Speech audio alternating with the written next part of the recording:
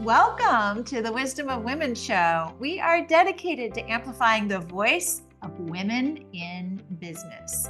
And folks, a new model of leadership is emerging, and we are here to amplify the voices of women leading the way. I am your host, Coco Sellman, 5-time founder, impact investor, and creator of the Force for Good system. Thank you for joining us today as we illuminate the path to unlocking opportunities and prosperity for women-led enterprises by amplifying the unique voice and wisdom of women. Today, we have a very important guest, someone that I've been following on LinkedIn and getting to know in the online circles and really finding deep connection. And today we have Jenny Kay Pollock. Jenny is a Silicon Valley leader with over a decade of experience in driving growth and revenue for high-tech B2C and SaaS companies. As co-founder of Women and AI, got to check it out, Women and AI, she champions diversity in tech, spotlighting women leaders in artificial intelligence. Known for boosting mobile app productivity by 200% and reducing churn globally, Jenny is a trusted expert in growth and monetization. She excels at building high-performing teams and mentoring upcoming tech talent. How cool is that? Especially women. So her commitment to impactful change makes her a valued leader for founders focused on scaling businesses with purpose and profitability. It is so exciting to be with you, Jenny. Thank you for being here. Coco, thank you for having me. And it has been so great connecting with you online and learning from you and your community and listening to the podcast. And I feel like we're so values aligned in elevating the voices of women. And that is why I'm so excited to be here today. Yay, me too. Me too. And for everybody listening, Jenny has just an over-the-top great podcast. You must go and listen to it. Women and AI. You will love, love, love being a listener and the stories, and you'll learn every week. You learn something new, and sometimes it's a founder and a technology that's really kind of bleeding edge, and other times it's a little more just getting simple tools, and it's just all around a great resource I've found for getting to know what's happening in AI. Thank you, Coco. Yeah, we spend a lot of time thinking about it in two different ways. So there's the on-ramp to AI and how can we make it seem more approachable and more fun and make it available to everyone. And then of course, there's also, that next layer of if you're already in it, if you're already using it, how can we actually help you level up your skills? Whether that is you're building an LLM or you want help fine-tuning your model, or you're saying, hey, how do I actually open ChatGPT for the first time? How do I prompt it? What is a prompt? And that's okay. So we're trying to create this space for both. And we do a lot of that in the women in AI community. I just love it. And again, everybody just listening, please go and check it out. It's a great way to just, if you don't have time to invest, which most of us don't, in all the things that are happening, this is a nice way to learn about it a little bit at a time in a very friendly and heartwarming way. So Jenny, I'm curious for you to tell us a book written by a woman that has significantly influenced your life. Yeah, so I am an avid reader and I love memoirs and I love to read them and learn. And so this book isn't exactly a memoir, but it's memoir adjacent. And it's called The Worlds I See: Curiosity, Exploration, and Discovery at the Dawn of AI. And you can get that, everywhere. I listen to it on audiobook because I like to listen while I'm on the go, whether I'm like driving or taking the dog for a walk. But It's really interesting because it weaves together Dr. Fei Lee's life experience in that memoir capacity. So you can see her, growing up and immigrating to the US and her work here. Basically, they call her the godmother of AI. So her work here really helping birth and found this field that we're all working in. And then juxtaposed to that, it actually talks about the technical piece behind it. And so I highly, highly recommend it. I actually think it should be a must read in high schools across the country. Wow. Eh, yeah, everyone's going to be impacted by AI. They actually already are. And this book Yeah. provides a deep understanding of how it came into existence and sort of the workings behind it, but in a way that's easy to understand. So I highly Mhm. recommend it. Check it out. And also let me know what you think. I'm kind of doing this like informal book club. I told my community that we'd read it and do an episode on it. So we're going to. But I'm giving everyone some time to read it. And I'd love to chat about it with anyone who picks it up and actually reads. I totally will. This sounds like totally my jam. And I'm with you. I love audiobooks. I'm sort of addicted. And it's Yes. nice because you can be driving, you can be doing dishes, you can be doing the laundry, you can be on the treadmill, whatever, right? Yeah. And you can be soaking up whatever. It could be stories, it could be new information, learnings. The World I See by Dr. Faith Ali sounds Yeah.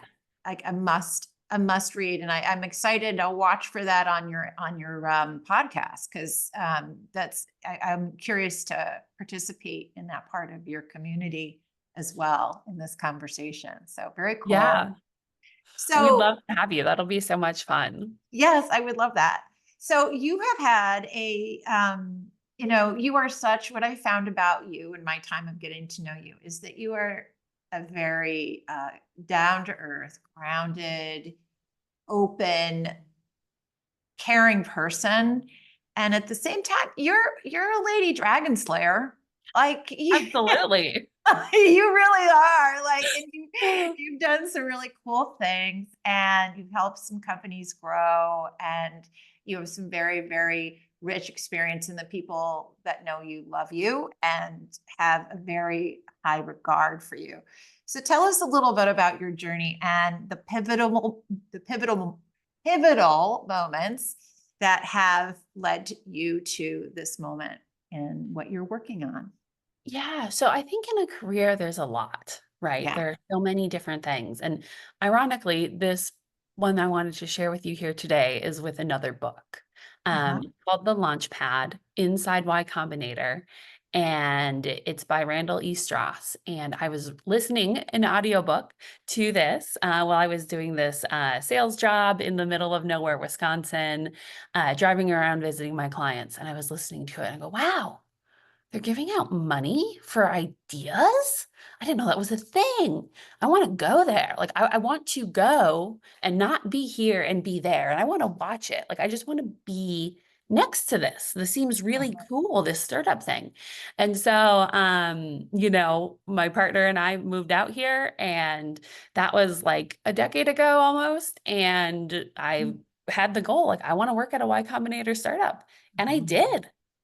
And it was fun, and I learned so much. It's been a roller coaster from startups, running out of money to leading high performing teams to crushing revenue goals. The other one that really sticks, another pivotal piece in that roller coaster per se, was my first time speaking at like an executive offsite, my first time creating a deck for the board of directors. I'm like, oh, here's a new game. Like here's a new layer to this startup world. And so that's been a lot of fun doing that. And then this year, I got to be an international speaker. So speaking in Calgary at Mesh Conference and at Features ASO Summit in Berlin. So, there's been a lot of fun things, but there's a lot more fun to come, I'm sure. So, You are getting invited to speak everywhere. Your voice is just so, I think, needed and necessary. I know you've been on the speaking sort of journey over this last few months, right? And more to yeah. come.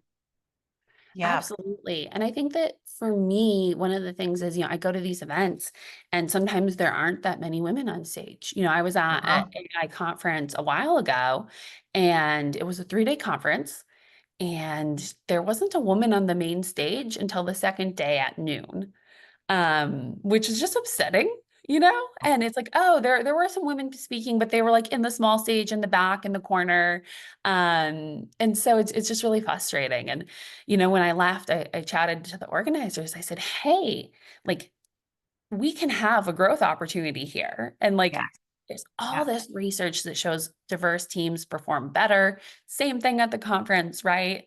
And I'm like, hey, I have this community. If you need speakers next year, reach out. And like, here's a list of 10 right now that I know would be happy to speak.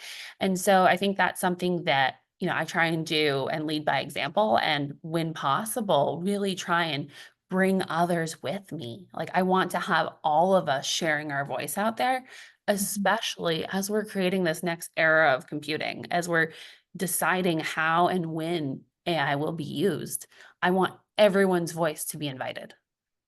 I completely agree with you. And Jenny, it's so important, right? Because uh, the voice and wisdom, the values of women right now uh, is needed in this AI space. It's needed, and it's also there. We're not, it's not like there's anyone who's really far ahead and others that are really far behind, right? You can dive in today and still like be at the bleeding edge if you so choose, right? Absolutely. And the thing is, it's changing so fast. What we were talking about literally 2 weeks ago is completely different than what we're talking about now in the women in AI community, right? These things change. And even when you think you found the perfect model, right? Pi AI is my favorite, pi.ai. I was going on and on about that for months. And you know what? It's great. It has more emotional intelligence and can kind of speak to you, but a new model comes out and you're like, whoa, wait a second. Now Perplexity has more, emotional intelligence baked in, or I can prompt it and ask it to use more emotional intelligence and it cites its sources. And so now I'm like, oh, I'm so excited about Perplexity. And so it comes in waves, right? It And does. It does. It yeah, does. and jump in, like, the pool's warm, it's fun, like, come play and experiment, and you know what? It doesn't have to be a big scary thing, and you don't even have to know what LLM means, like, it's large language model, but you don't need to know what Mhm. it means and how it works to participate, right? You can jump right in. Very similar to, I don't know how my car works, right? Like, that it needs to have fuel and go, but I don't actually know what happens, but I can drive it just fine. Exactly. And the more you use it, it's like a language. The more you use it, the more you discover all the different tricks and tools and ways you can do different things with it. Yeah, and it's a muscle. One Yeah. of the fun little prompt tricks I wanted to share with you, Coco, is if you Yes. for it, you say, "Hey, I'll give you $5 if you help me." It will perform a little bit better, a little bit more thorough. So you can bribe the AI to help you. I've never heard that. That's Yeah. amazing. But I will say, Jenny, that you're right. Even like the tools that I kind of I use Perplexity and chat quite a bit.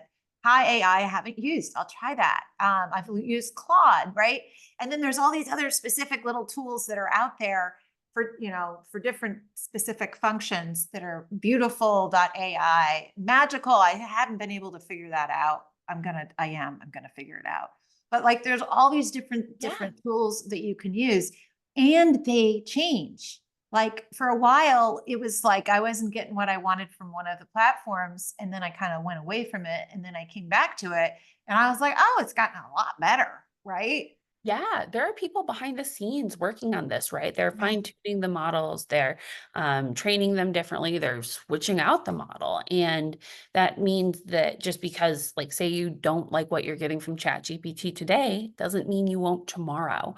Actually, with the Yeah. release of 4.0, it actually was a bit more emotional intelligence, like I was talking about with Pi. So it's fun to see how they evolve and change. And the one that everyone's talking about right now is Notebook LM out of Google. You can put in any information you want, so website, PDF, and it'll actually make a little podcast for you. So you can turn anything into an audio version, which is pretty fun. I've been playing with that. And one I haven't got to try yet is called Napkin AI. My friend Pallavi Sharma recommends it. And so that's on my list. Hopefully this week I'll get to play with it. Isn't that fun? There's just always, a new thing to experiment with and see how you can get into it. So AI offers so much potential for business growth, right? So can you share how you've leveraged AI technology in your work or with clients to boost revenue or improve customer experiences? Yeah. So I use AI to supercharge almost every aspect of my work. However, I'm not outsourcing it, right? I'm not just saying, here, can you answer it and copy paste? Like, that's not what happens. On my end, most of the posts I write on social are probably 80% Jenny and 20% AI. So I'll have it help me word something or come up with a synonym if I notice I use the same word a bunch. I will also have it help with like the hook. There's a lot of different tools out there that can help you. There's a lot of research on what grabs people's attention, and it can use that to help you write it. And then I'll edit it. Sometimes I'm like, whoa, I don't like that. Let me redo it. Or, oh, that's a good idea. It made me think of this. So using it in collaboration is really important. I was going to share an example. That presentation I did in Berlin for ASO Summit, which is App Store Optimization. Basically, how do you get your app to show up higher in the search results? And I needed a closing line that my audience would remember. Like I wanted to have a really like strong ending. So I applied some writing techniques from Mark Forsyth. He's a writer. I think his name is called the Inky Fool online. Like he has all these techniques and, he studies Shakespeare and he's really into all these things I don't have time to be into. But I read his book and I asked ChatGPT, I said, hey, can you take the stuff from his book and actually apply it to some of the things that I've created in this presentation and see if we can come up with a good line? And so what we came up with together, like ChatGPT and I in partnership, was let AI handle the mundane so you can handle the extraordinary. Oh, I love that. So it's like, and it's the collaboration that leads you to this. It's not that you've turned your creativity and your thinking and your ingenuity over, Yeah, right? no, Not at all. It's actually helped you elevate your creativity and innovation because you have a partner, right? To yes, sort of always. brainstorm with. And they, it never gets tired. If you want to ask it questions at whatever time of day, you can. Yeah. And if you don't like the answer, you can argue with it. I argue with it all the time. I iterate with it. And the best part is that line that we came up with together, me and the I still Yeah. use it almost weekly. That's Like amazing. I've used it in other presentations. I Say it will, again. I want to log it. Say it again. yeah, let AI handle the mundane so you can handle the extraordinary. I think that's exactly the way we should be thinking about AI, right? Yes. Yeah. Yeah. I need So to write this down. Yeah. absolutely. So Um, you're finding ways to leverage this in your communications, and that's helping you communicate on whatever platforms or in a speech or what have you. Other ways that you're seeing companies use AI to help them with marketing, conversion rates, selling. so there's a lot of different tools out there that you can use, and a lot of companies are offering you these AI powered tools to help, push your conversion rates. And those are great. But what Mhm. I would recommend any organization doing is starting by identifying the bottlenecks in your org. Where are people getting stuck? Who's waiting for someone to approve this thing because they're too busy? Or, what is your team complaining about? What does your team hate doing? What's that thing they dread? Is there a report that they dread pulling? Or, figure out where that time suck is and that stressor, Yeah. and then back in to the solution. Like, don't start with the AI solution. It's not like a magic bullet that's going to cure everything. But what it is actually a tool that you can use, a tool in your tool belt. And you Mhm. can decide how and when to use it. So find that use case, find the problem, and then the solution. And when Mhm. you're doing that, it's easier if you have a community to help you learn. And we do a lot of that in Women in AI, but there's a ton out there. Find one that fits for you. We always welcome our allies, but maybe there's one that's local. Maybe there's one that, is meeting in person on Meetup once a week in your community. Whatever fits for you is really where you should go to learn together. One of my friends, Tara Bonhurst, she has a company called Do That Dave, and she recently hosted a AMA, like, what do you need with AI, and ask me anything you want on this topic. And it was so great. I had this specific thing I was trying to do. I was trying to make my LinkedIn profile a little bit more snazzy. And I asked her how to do it. And she came back. She's like, hey, here's these 3 tools I know about. Use them, download all of your information off LinkedIn, and then send it through this AI and have it spit out some answers and make these tweaks. And it was like, oh, I had never heard of that. Just like when you and I were talking earlier, Coco, you were listing some. I'm like, oh, okay, I got to take notes. I'm going to try this one out. That kind of thing is really, that's where the magic happens. It is, and doing it, in concert with others is so much fun. I feel like this is sort of a cool time for AI, where there is like all these little, um, it's like little plants coming up all over, right? It's like springtime, and you want to go and try them all out, and it won't be like this forever, right? It really won't. We're all gonna get really used to it, and there's gonna be ones that really take off and others that don't. But now is the time when everybody's, sort of still very fascinated, and there's all kinds of cute ways to use it. As you said, it's cures for a bottleneck or a Yeah. problem. And what you're saying makes so much sense, because regardless of whether you're thinking about growing your company using AI, or you're just thinking about growing your company, it's the first best place to look is, where's there friction, right? Yes. Where's there a bottleneck? What's holding back, right? And sometimes that's the first place to start, right? Figure out, what are my bottlenecks? What are my problems? Let's just brainstorm and list, and then say what are our top 3, right? And then say, okay, how could AI help us with that? That's perfect, Coco. I mean, I feel like if you're a company using that lens, you're going to go far. Like, imagine just being able to reduce one of your bottlenecks by 20%. Like, that's huge. Massive, Yeah. massive, right? Like, if you could reduce the cost of your invoicing, or you could reduce the cost, like, or whatever, or you could speed up the time to deliver something, right? Like, those tweaks are the ones that create the companies that can last. Absolutely. So I'm wondering if you could, because I'm always fascinated when I listen to your show. It's like, again, I'm imagining this garden with all these little flowers coming up, all these different companies that are doing all different kinds of things in AI. So I'm wondering if you could just give us 3 or 4 examples of AI companies doing some pretty like revolutionary things.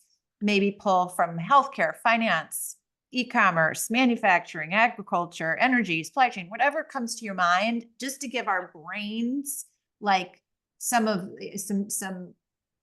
possibilities and imagination around what's happening. Yeah, I love that. And, using your garden analogy, like, I feel like I'm kind of like skipping through the garden and picking a few flowers to share with you. So, the first one is Conversa. It is a company that helps with hiring. And my friend Melinda Kohler Johnson, she runs it. And basically, they're using AI to actually reduce bias in the hiring process, which I think is so cool because I think so too. She was on your show, right? she was. Yes, Yeah. yes, yes. Keep going. Keep going. Yes. She so basically, she uses it to reduce some of the things that could cause bias. So, for example, if my resume goes in, it says Jenny Kay Pollock, and you can tell based off my name that I'm probably a female. Yeah. And that could bias somebody, whether they know it or not. And so they'll redact names. It'll actually do things to help match the candidates as well with the open recs in their pipeline. And I think it's a really neat solution. So being able to know that you're hiring pool is diverse, and not knowing exactly what that diversity looks like makes it even better because you're not going to accidentally be biased. You're going to be able to go through that candidate pipeline and go through that pool and find the right fit for the job, regardless of some of these things that sometimes get in the way. And so I think it's really neat that she's using AI in that manner. And definitely, if hiring is one of your bottlenecks, if you're struggling to find diverse candidates, first of all, they're out there. I have a community of 13,000 women in AI. But also check out Conversa and get it set up because, you know, there's a solution here that we didn't have before. It's so cool. It is so cool. And I learned actually so much listening to that particular episode of your show because it helped me understand that the reason that if you work with a company that does the same thing, but without a particular filter around making sure it doesn't, it's not biased. The data that most systems are following are inherently biased, right? Yes. That's the problem. And so like Uh-huh. without even knowing it, a Jenny versus a Carl, might not get as many callbacks. And that's just part of what's in the data and the logarithms that they're using. So it's really important to, when you're looking at different solutions, to understand where they're getting their data and if they're doing anything with their I guess it's the LLM, right? Their large Mhm. language model. How they're sourcing that information and are they filtering for it? So Yeah. And yeah, with that, Coco, I wanted to say, have you ever put into one of the image generators, Meta AI or Mid Journey, and said, like, can I get a picture of a CEO on stage at a tech conference? Have you ever asked for that? I haven't, but I Well, can imagine, right? yes. Let me tell you, it's not great. It always returns a man, and even if you ask for a woman, it sometimes returns a man. So it's very upsetting. And it's looking at all of this data that it's, been fed, and it's like, oh, it sees that there were, more males at, historic tech conferences, right? So then that's what it spits out. And so that's why we need the tuning, because there are female CEOs and we Yes. want more female CEOs. Yeah, So let's not, let the biases in the data, which reflect the biases in our society, by the way, let's not let that get in the way. exactly. Yeah. So Converse is a great example. Mhm. What else is another example of a company doing some cool revolutionary things? Yeah. So in the ed tech space, I've actually recently joined to serve as their chief marketing officer. There's a company called Dabble, and it's run by two amazing founders who I actually met through the Women in AI community. But Siri and Madhu are these amazing technical women building this really cool product. What they do is they are democratizing access to college counselors by using AI. So instead of shelling out the big bucks to get, one-on-one personalized counseling, they're doing it through an app. So it's 24/7 AI powered college and career counseling available to everyone. And I think that this is really important because as you're planning the next stage of your career, what are you going to do after high school? What are you going to study? What programs are out there? You want the right fit for you. And you need more than 10 minutes with your school guidance counselor. That's not enough to really plan the foundation for what you're going to do. So I love that they're making that accessible to people and using this amazing AI layer to match the students to the programs, to the colleges, to the careers. So it's a lot of fun and I think super important for people out there to be able to explore recommendations that are based on things that they like to do, not just, oh, this particular college looks good or whatnot. It really is, how do we find what you're excited about Mhm. and how do you make a career out of that? And I think that's what's important. I think that's so cool. I have a 16-year-old junior in high school. She's got to use this. This sounds amazing, right? Yes. And it's very accessible and available to anybody. So that's really, really Exactly. Yeah. cool. Well, and you know what? We'd love her feedback. So have her give it Yes. a download and hopefully her and I can jump on a call and she can tell me, what works and what's cool and if she likes the colors and all of that would be so much fun. She would love that. She would love to do Great. that. She's totally into, women entrepreneurs. Imagine that, right? Amazing. I wonder where she gets that from. No, I that can't Coco, imagine. great. I love that you are raising, the next generation of entrepreneurs. And that's just so amazing to see her, have an interest like that at such a young age. Yeah, no, I'm excited to introduce you to her. She's great. She's super Oh, fun. fantastic. So the other one I wanted to share is actually one for lead generation. So if you're in the sales side of things, Involve AI by Sumaya Bhatnagar is amazing. She's the CTO over there. And what she does is she uses AI and she actually takes a look at your company. So she matches these two together. What is your offering? And then she looks at the leads that are out there and does the first pitch. So the AI won't send you anything that doesn't have a response already. So every lead you get from them is a warm lead. I was going to use it for women in AI, but we don't have a lead problem. I have 110 women waiting to come on the show. So when I get through them, and if there's a lull, I'm really excited to try it out. But it is pretty cool to imagine only having warm leads to follow for your sales team. Like, wow. I was told, I don't know if you noticed, I was leaning forward, right? Yeah. Like that's amazing. So it's called Involve AI. Is that right? Yep. Involve.ai. Okay, we're gonna all go check that out. I know as soon as we get off the call, I'll be checking them out. So Conversa, Dabble, and Involve AI, all doing some really cool things to give us perspective on what's happening in AI.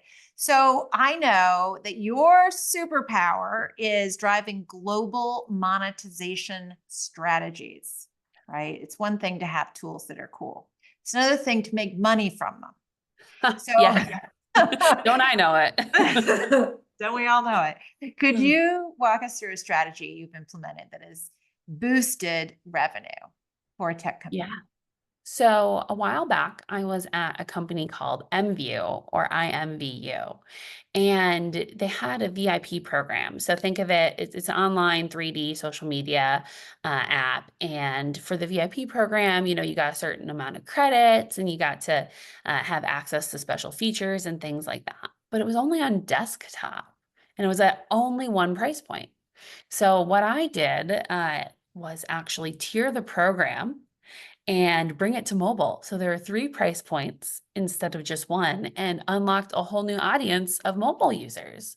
And we were able to achieve the revenue goal for the entire year 2 months early. Yeah. And Oh my goodness. this came from a bunch of user research. And when you're doing anything in the product led growth space, you want to get feedback from your users. And when they ask for things like, hey, I can't afford the $10 a month, it's too much this month for me. Okay, great. We'll make a $5 price point. I heard you. I understand. Let's do something that works. And so, what we were able to do was offer a smaller set of features at a lower price point, Mhm. offer the normal set of features at the $10 price point, and then we made an additional tier at $20 that was able to offer above and beyond. And by doing that, it was just amazing because the users had asked for it. Then we delivered it, and that's how we were able to find that success. So I always say, no matter what you're working on, if you add value to your end users, they will gladly hand over their hard-earned dollars Mm. because you're adding value to their experience. And so you can't do any sort of monetization without user research and without talking to your users. So so maybe just I'd love to hear what are your favorite ways of researching and outreaching and getting feedback from users? So it depends on the company and depends on what you're trying to do. But I love to do qualitative and quantitative. And that typically looks like a survey and user interviews, actually getting on a call and asking your users. Mhm. Most of the time, I like to do the survey first. And if there's anything that seems off or not what I anticipated, that's what I want to talk to the user about. I'm like, oh, I didn't understand that piece or I don't get that. And that's where I want to craft the user interview to actually get on a call and go through it. And if you are in the process of developing something new and you've Mm. already done that user research and you have a proof of concept or a wireframe, guess what? Get on the call again, talk to your users and say, hey, is this what you were talking about? Does this Mm. meet your needs? And doing that throughout the whole process, by the time you get to launch, that's going to be super helpful because then your users went on this journey with you and they're excited for the thing you're delivering instead of, oh, hey, I thought about this and made it and I thought you'd like it. And is it good? That happens so often in the startup world.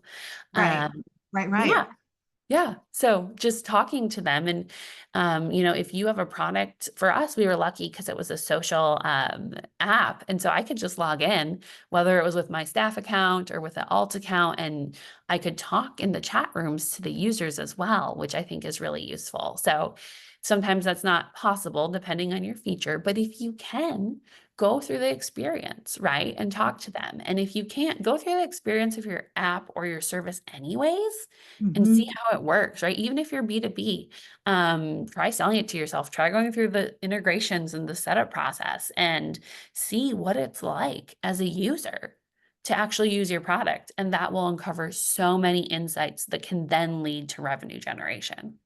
I love that. And it seems obvious, but so often we don't do that, right? Yeah. We do it from the perspective of the company, from the Mhm. creator of the product, rather than as the customer, Yes, exactly. right?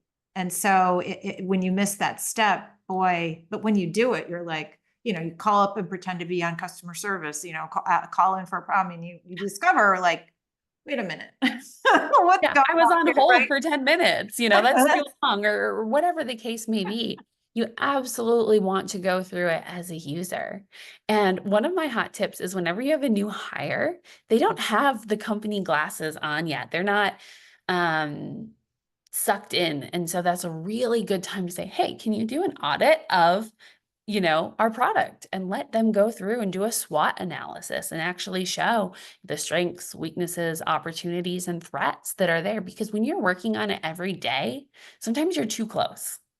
Totally. And Yeah. I noticed that on your website, that jennykpollock.com/apps or something. Well, on your website, app Yeah. dash resources, you have like a quick SWOT that you could hand over to a member of your team and say, Oh, go yeah. through the product, right? Like a user and write down whatever you come up with, right? So right there on your website, you have that for people. Exactly. And I want to make it easy for you, especially for our founders out there, because I know you're busy and I know it's hard. And so any of the tools that I use, I try and publish, whether it is, app resource tools or whether it's tools for women in the field. I think it's so important that we help each other. And so I have a lot of free resources on my website. Come check it out and hopefully it's helpful. That's awesome. Well, tell us one last thing. Like, what is one last pearl of wisdom for our founders who are seeking to scale their companies to 20 million and beyond?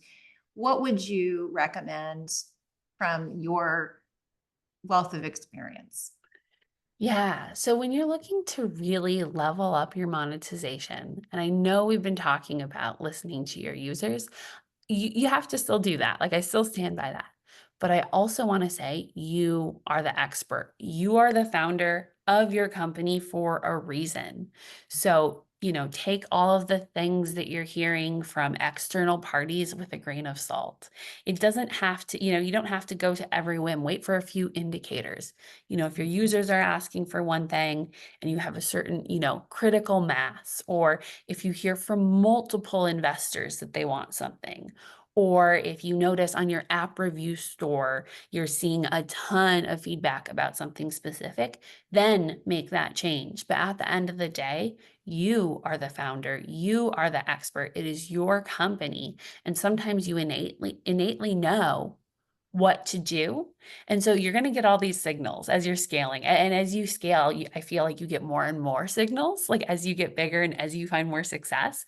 So you're going to have a lot of stuff incoming, and having a really, clear vision and clear focus is important. So listen to what's out there, but you don't have to execute on all of the feedback that you're getting. Great advice. And yeah, I would say that's one of the spots of a great founder and leader, right? Is like being able to take feedback and but still at the end of the day, you got to be willing to make decisions and listen to your gut. Yeah, absolutely. And I think that's the fun thing about being in that position as well, right? Like you get to surround yourself with leaders and experts and advisors. And at the end of the day, you get to decide. So listen to the inputs, but also listen to what's inside of you. Exactly. I love that. So I am sure everybody's wondering how on earth they can participate with you. So you do a lot of different things. You've done a lot of app work, helping different companies build and create apps. You just mentioned for Dabble, you're a chief marketing officer. Um, how could tell us how you work with companies, boards, advisors, kind of thing, and then tell us kind of how you would invite someone listening to get in touch with you. Absolutely. So I work in a couple different ways. I'm serving as the founder, of course, of Women in AI. And then I also serve as a fractional chief marketing officer for companies. I'm really values aligned and looking to support female founders who have software products. Hardware is really hard and not my area of expertise. I did it once, but if you have a software product and you need help marketing, please reach out. I would love to chat about how I can help. The other thing that I'm working on that I haven't announced yet, but I'm going to be doing some sort of female founder cohort to help drive visibility and help them share their voice and level up and really build together. I did a great job building the stuff at Women in AI and scaling. And now I'm going to be focusing on building, my brand and Dabble's brand. And I want to invite a cohort of women to build their personal brands and their company brands together. So stay tuned. There'll be more information likely in early Q1, but I think that'll be a really fun way to connect and to support each other and to learn together. And then lastly, for Women in AI, we are super, super active on LinkedIn. Follow us there. Every single Monday, we feature a new AI leader. On Mhm. Tuesdays, we typically try and release a podcast. And then Mhm. on Saturdays, we have something called AI Social Saturday, and it's hosted by a community member. One personal question and two AI questions. So it's a ton of fun. You're invited. I'm normally like in my pajamas watching House Hunters and responding to everybody, drinking my coffee on Saturday morning. So definitely join us, and please go out there and play with AI. Pick a new tool today and try it out. Yeah, I love that. So, and you also do, one of the things I love is the Friday forward. Oh yeah, that's on my personal account. I do Friday for to follow, and I highlight leaders from the different pillars of places I'm interested in. So I do a lot of work with helping women get on boards and think about board service, and I serve on the committee to help plan Get on Board Week with how women lead. And so I highlight a board leader every week, mobile leader, and an AI leader. And they switch a little bit. I've been doing a lot of female investing, female investors as well. So, but I kind of pick 4 topics and highlight different folks in those spaces. So if you're looking to give your LinkedIn feed a glow up, just check out my Friday 4 to follow, and there'll be 4 amazing leaders that you should follow every week. So there's just a lot of fun stuff that we do, and you're invited to participate in all of it. I love it. And I'm sure everybody can understand why I am just fallen in love with Jenny, because Oh, God. it's so fun. And this is the first time hearing about your visibility cohort that you're working on, but it makes perfect sense. You have, this remarkable brand. You being the brand that is, so incredibly generous and authentic, and you got chops too. So you're like, you've got the brilliance, you've got the brilliance, you've got the kindness, you've got the generosity, which, is got to be part of the formula, right? For creating visibility, right? People love you because of who you are, and you provide never ending value. So like Well, I thank you. encourage, it's true. It's true. It's really, really true. And then you go on to LinkedIn, and you're also you're really connecting to the people that you're on LinkedIn with. You make every single person you connect with feel as though they're seen and they're heard. And that I think goes such a long way. I just think Well, it's thank very you, special. Coco. And that is so true. I feel like there's this need for being authentic, whether it is in business or on LinkedIn or even on a podcast like this, because when you show up and when you share your voice and when you can be authentic, that's really where change happens. And I'm just so in awe of all the work you're doing to help create that space for women to be able to do that. And so thank you for elevating the voices of women, and really being a force for good out there, Coco. I really appreciate all of your work. Oh, thank you, Jenny. We're in the mutual admiration society over here. We are. And more of that. We need more of that. So thank you for being here today, Jenny. Thank you for joining us on the Wisdom of Women show. Thank you for illuminating the path to unlocking opportunities for growth and prosperity for women-led enterprises. We value your experience. We value your wisdom. And for those listening today, if you enjoyed our time together, please be sure to follow, like, or share the Wisdom of Women show on whatever your favorite listening or viewing platform is. And if you would like to infuse more of your wisdom into your business, please take the Growth Readiness Quiz at aforceforgood.biz/quiz, and you will uncover where insight is most needed for you in your company. So the world is made better by women-led business. So let's all go make the world a better place. Thank you, Jenny, for being here. Cheers. Thank you, Coco.